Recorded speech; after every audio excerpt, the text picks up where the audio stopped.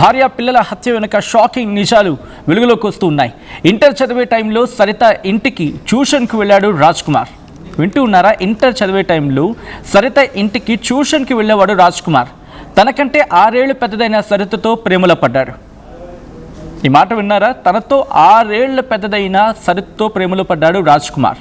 2018 పెద్దరిని ఎదిరించి సరితను పెళ్లి చేసుకున్నాడు రాజ్ కుమార్ సరిత దంపతులకు 2 పిల్లలు కూడా ఉన్నారు.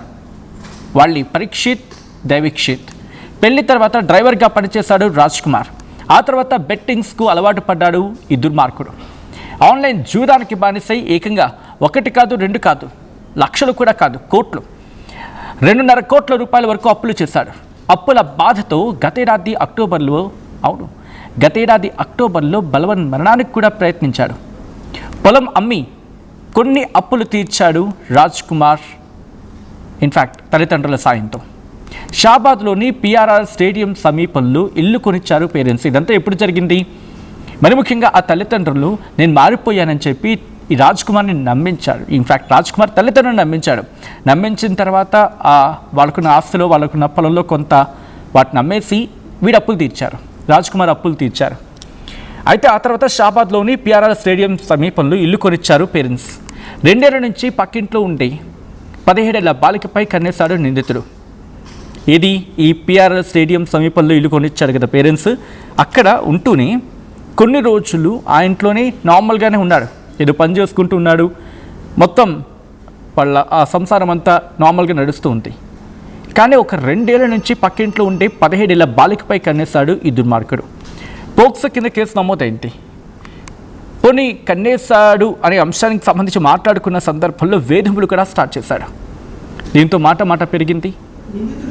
ఆ వ్యక్తి రాజ్ కుమార్ పట్ల ఈ బాలిక తల్లికి కోపం పెరిగింది. ఎందుకంటే వేధింపులు స్టార్ట్ అయ్యాయి. దీంతో పోక్సో కేసు నమోదైంది. దీంతో రాజ్ కుమార్ ఫ్యామిలీలో గొడవలు స్టార్ట్ అయ్యాయి. భర్త తీరుపై చాలాసార్లు పంచాయతీ పెట్టింది సరిత. పంచాయతీ పెట్టడంతో భార్య సరితపై కోపం పెంచుకున్నాడు. బాలిక కుటుంబంతో పాటు భార్య పిల్లల ప్రాణాలు తీసేందుకు నిందితుడు సిద్ధమయ్యాడు. ఎంతలా ఈ దుర్మార్గుడు ప్లాన్ చేశాడంటే, ఆ బాలిక ఇంటికి ఎప్పుడైతే ఆ బాలికకు రాజ్ కుమార్ ఫ్యామిలీకి ఇష్యూ స్టార్ట్ అయ్యో, లేకపోతే బాలిక తల్లి ఎప్పుడైతే దూరం పెట్టడం స్టార్ట్ చేస్తుందో, వీడింట్లో రాజ్ కుమార్ ఇంట్లో సీసీటీవీ కెమెరా పెట్టుకున్నాడు. ఎందుకని? ఆ బాలిక మూమెంట్స్ గమనించడానికి. ఎవరు ఈ లైంగిక దాడికి పాల్పడి చంపేశారు కదా బాలిక, 17 ఏళ్ల మైనర్ బాలిక, ఆ బాలిక కదలికలను గుర్తించడానికి వీడింట్లో సీసీ కెమెరా పెట్టుకున్నాడు. చూడండి ఎంత దుర్మార్గపు వ్యక్తిత్వం ఈతగాడిది. అయితే బాలిక కుటుంబంతో పాటు భార్య పిల్లల ప్రాణాలు తీశాడు నిందితుడు. ముందుగా పిల్లల్ని చంపడానికి ట్రై చేశాడు. భార్య అడ్డుకోవడంతో ఆమెను చంపేసి పిల్లల్ని చంపేశాడు. ఇది క్లుప్తంగా చెప్పాలంటే. బట్ ఏం జరిగింది? డీటెయిల్డ్ ఇన్ఫర్మేషన్ తెలుసుకుందాం. మా ప్రతినిధి నిర్మల అప్డేట్స్ అందించేందుకు సిద్ధంగా ఉన్నారు. ఇది మేమంటున్న మాట కాదు, ఏకంగా స్వయంగా వాళ్ళు ఆ కుటుంబంలో ఉంటున్న వాళ్ళు చెప్తున్న మాట కూడా. మా ప్రతినిధి నిర్మల అప్డేట్స్ అందించేందుకు సిద్ధంగా ఉన్నారు. నిర్మల, ఎటువంటి ఇన్వెస్టిగేషన్ జరుగుతోంది? ఇంకా ఎటువంటి నిజాలు బయటపడుతూ ఉన్నాయి? ఎస్ సచిన్, మరి ఇక్కడ చూసుకున్నట్లయితే కూడా శుక్రవారం రాత్రి 11 గంటల సమయంలో జరిగినటువంటి ఈ ఘటనను దృష్టిలోకి తీసుకుంటే నిన్న సరిత అంటే రాజ్ కుమార్ భార్య ఎవరైతే ఉన్నారో సరిత తల్లే చెప్తుంది స్వయంగా కూడా, నా కూతుర్ని ప్రేమలో పడేశాడు అని చెప్పేసి, నా కూతుర్ని ప్రేమించానని నటించి మాకు చెప్పకుండానే మేము ఒప్పుకోకపోతే నా ఇంట్లో నుంచి నా కూతుర్ని ఎత్తుకెళ్ళిపోయి పెళ్లి చేసుకున్నాడు. తర్వాత 2 పిల్లలు కూడా అంటే ఇంట్లో నుంచి తీసుకెళ్ళిపోయాడు, ఒక్కగానొక్క కూతుర్ని అని చెప్పేసి మేము కోపంతో ఉన్నాము. నా కొడుకు కూడా 4 సంవత్సరాలు మాట్లాడలేదు వాళ్ళతోటి, కానీ నా కొడుకు మీద కూడా కక్ష పెంచుకున్నాడు రాజ్ కుమార్ అని చెప్పేసి ఇక్కడ సరిత తల్లి చెప్తున్న మాటలు. అలాగే సరిత వదిన కూడా చెప్తూ ఉంది, చాలా ఆవేదన వ్యక్తం చేస్తూ ఉంది. ఎందుకంటే వదిన మర్దళ్ళు చాలా అంటే చాలా క్లోజ్గా ఉండేవాళ్ళు అని కూడా చెప్తూ ఉంది. ప్రతిదీ తల్లితో కాకుండా వదినతో షేర్ చేసుకునేది సరిత అనేది కూడా విషయాలు తెలుస్తూ ఉన్నాయి. ఎందుకంటే పెళ్ళైన తర్వాత 2018లో పెళ్ళైన తర్వాత వాళ్ళ 2 పిల్లలు పుట్టిన తర్వాత కూడా తను డ్రైవర్గా పనిచేసి ఓ పక్క వ్యవసాయం చేసుకుంటూ చక్కగానే ఉన్న వ్యక్తి. అలాంటిది అంటే ఇక్కడ సరిత వయసులో రాజ్ కుమార్ కంటే పెద్దదైనప్పటికీ మంచి చెడు ఎప్పటికప్పుడు రాజ్ కుమార్కి చెప్పుకుంటూ వచ్చేది. తను పెద్దది కాబట్టి రాజ్ కుమార్ ఎటువంటి టార్చర్ చేసినా ఇంట్లో చెప్పుకోలేకపోయింది అని చెప్పేసి ఆ కన్న తల్లి కూడా రోధిస్తూ ఉంది, ఇటు వదిన కూడా చెప్పుకొస్తూ ఉంది.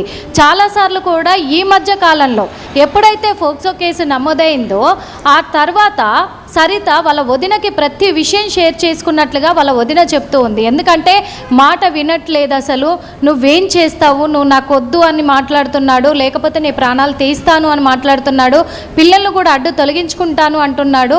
కాకపోతే మళ్ళీ తర్వాత పెద్ద మనుషులలో పెట్టి మాట్లాడించినాక మళ్ళీ వచ్చి నేను మారిపోయానని కాళ్ళు పట్టుకుంటున్నాడు. ఇంకొక 6 నెలలు చూస్తాను, 6 నెలల తర్వాత నేను డివోర్స్ ఇచ్చేస్తాను, నేను రాజ్ కుమార్కి వదిన, నా వల్ల అయితలేదు, మమ్మల్ని మేము భరించలేకపోతున్నాము, పిల్లల్ని నన్ను ఇంకా బ్రతకనియడేమో అని భయం వేస్తుంది అని తనతో షేర్ చేసుకున్నట్టుగా కూడా ఇక్కడ సరిత వదిన కూడా చెప్పడం జరిగింది.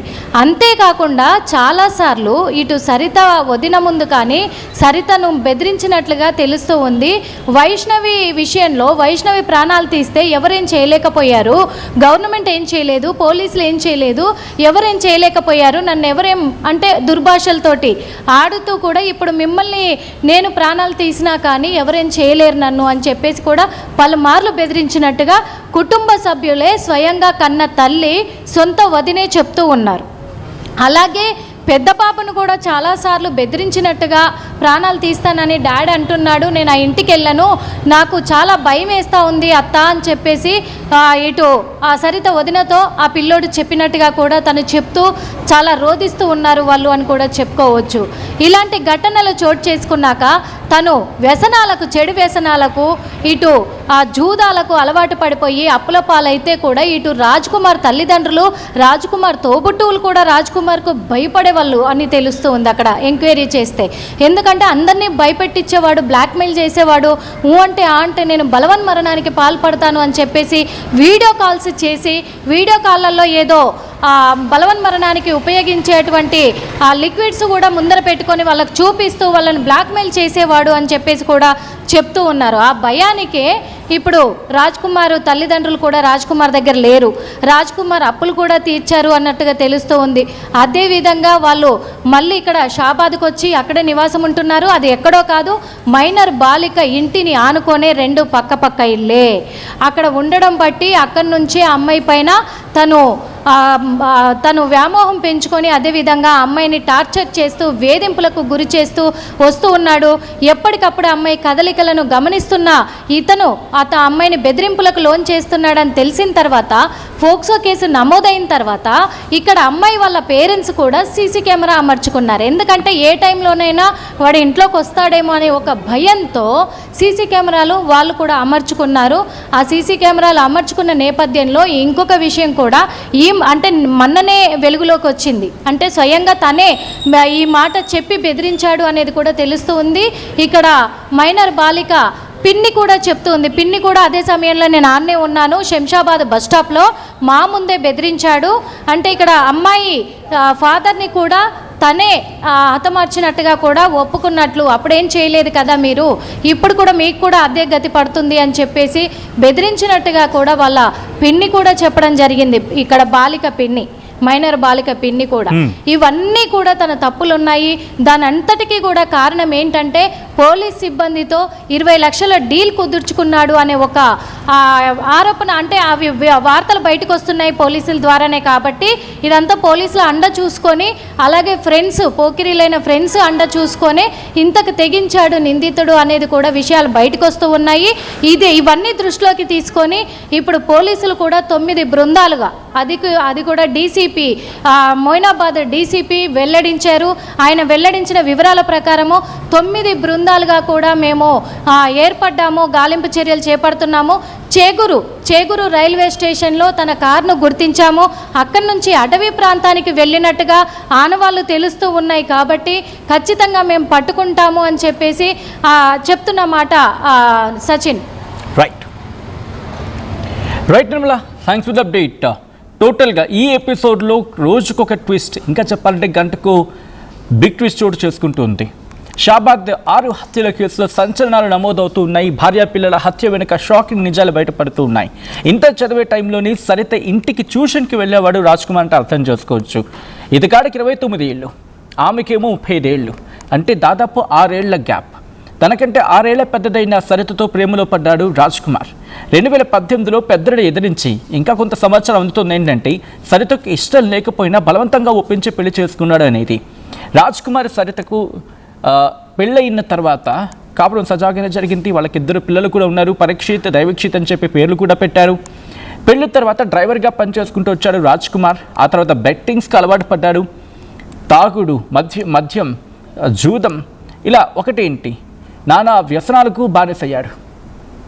వ్యసనాలకు బానిసైన తర్వాత ఏకంగా జూదానికి 2.5 కోట్ల రూపాయల వరకు అప్పులు చేశాడంటే అర్థం చేసుకోండి. ఈ అప్పుల బాధతో గత ఏడాది అక్టోబర్లో బలవన్ మరణానికి కూడా ప్రయత్నించాడట. అయితే ఈ విషయం తల్లిదండ్రులకు తెలిసింది. ఆ తర్వాత నేను మారిపోతాను అని చెప్పి తల్లిదండ్రులను నమ్మబలికాడు. అప్పుడు తల్లిదండ్రులు ఏం చేశారు, వాళ్ళకున్న ఆస్తిలో కాస్త పొలాన్ని అమ్మేసి కొన్ని అప్పులు తీర్చారు రాజ్ కుమార్ తల్లిదండ్రులు. ఆ తర్వాత మనోడి ఓవర్ యాక్టింగ్కి వాళ్ళు ఫిదా అయిపోయిన తర్వాత ఏకంగా షాబాద్లోని పిఆర్ఆర్ స్టేడియం సమీపంలో ఇల్లు కూడా కొనిచ్చారు రాజ్ కుమార్ తల్లిదండ్రులు. ఎంత వ్యధమైనా తల్లిదండ్రులకి కొడుకే కదా, ఆ మమకారం ఉంటుంది కదా, కన్న పేగు కదా. సరే, ఇది ఇంతవరకు బాగానే ఉంది. ఇక్కడికి వచ్చిన తర్వాత ఒక 2 ఏళ్ల నుంచి పక్కింట్లో ఉండే 17 ఏళ్ల బాలికపై కనపడింది ఈ దుర్మార్గుడికి. ఇంకక్కడి నుంచి ఆమె కాలేజ్కి వెళ్తే వెంట పట్టడం, ఆమెను నానా రకాలుగా చిత్రవద చేయడం, లైంగికంగా ఇబ్బంది పెడుతూ ఉండడం, ఇవన్నీ గుర్తించిన తర్వాత ఆ తల్లిదండ్రులు ఏం చేశారు, కాలేజ్ మాన్పించేశారు. ఎగ్జామ్స్ కోసం వెళ్ళిన సందర్భంలో కూడా వెంటపడ్డాడు. ఇలా కాదని చెప్పి పాక్సో కేసు నమోదు చేశారు. తల్లిదండ్రులు కంప్లైంట్ చేశారు. ఈ పాక్సో కేసు ఎప్పుడైతే రిజిస్టర్ అయ్యిందో ఇతగాడి మీద ఎంతైనా భార్యకి విసుగు వస్తుంది కదా, తన భర్త ఇటువంటి దుర్మార్గుడు అని చెప్పి గొడవలు స్టార్ట్ అయ్యాయి. భర్త తీరు మీద చాలాసార్లు ప్రశ్నించింది, పంచాయతీ పెట్టింది సరిత. పంచాయతీ పెట్టడంతో భార్య మీద కోపం తెచ్చుకున్నాడు ఈ దుర్మార్గుడు. ఆ తర్వాత పాక్సో కేసు నమోదైంది. ఓ పక్క 55 రోజులైనా పోలీసులు పట్టుకోలేదు. ఎక్కడికక్కడ తప్పించుకుంటూ తిరుగుతూ వచ్చాడు. ఆఖరికి బెయిల్ దొరికింది. బెయిల్ దొరకడంతో ఏం జరిగింది, బెయిల్ దొరకడంతో ఇక స్వేచ్ఛ దొరికేసింది. ఇదిగాడికి స్వేచ్ఛ దొరికేసింది. అంతే, ఇంటికి వచ్చాడు. భార్యతో మళ్ళీ నమ్మబలికే ప్రయత్నం చేశాడు. నేను పిల్లల్ని చూస్తానని చెప్పి ఏదో జరిగిందని చెప్పి అక్కడ చర్చ జరుగుతూ ఉంటుంది. అయితే ఆ సందర్భంలోని అప్పుడు భార్య నమ్మబలికే ప్రయత్నం చేసి లోపలికి వెళ్ళి అటాక్ చేశాడనేది ఇక్కడ వినిపించే మాట. బాలిక కుటుంబంతో పాటు భార్య పిల్లల ప్రాణాలు కూడా తీశాడు. భార్య అక్కడ అడ్డుపడింది పిల్లల్ని ఇబ్బంది పెడుతూ ఉంటే. అయితే ముందుగా పిల్లల్ని చంపడానికి ప్రయత్నం చేశాడు. అయితే భార్య అడ్డుకోవడంతో ఆమెను చంపేసి పిల్లల్ని చంపేశాడు ఈ దుర్మార్గుడు. ఈ కథను మమ్మల్ని కాస్త కలవరపరచవచ్చు. దీనికి సంబంధించి తగిన జాగ్రత్తలు తీసుకోవాలని ఆర్టీవీ సూచించడం జరుగుతోంది. This is disturbing content, video description is highly advised. ఈ అంశానికి సంబంధించి మీ అభిప్రాయం ఏంటి, కామెంట్ చేయండి.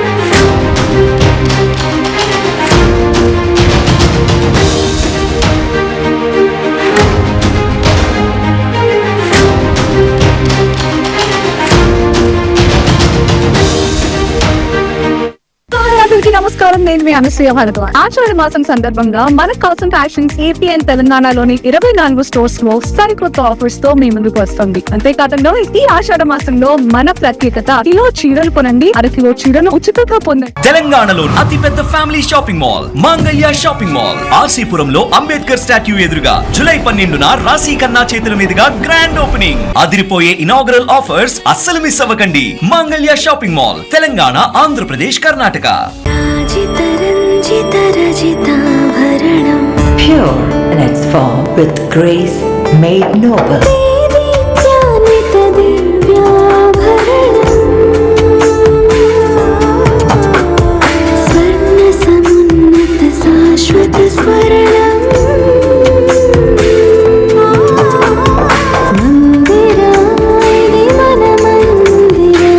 Mandira Premium Silver Jewelry by Manipalli. వస్త్ర ప్రపంచంలో సరికొత్త ఫ్యాషన్ కిసాన్ ఫ్యాషన్ మాల్ ఇప్పుడు మన బీరంగుడాలో. At KL Lake, you have the freedom to choose the subjects that fuel the engineering. UKL deemed to be university. I'm Gomati, a data scientist and a classical dancer. I'm more than one. At Anurag University, be everyone you dream to be. Tournament ముందు paint ఎలా చేస్తాం?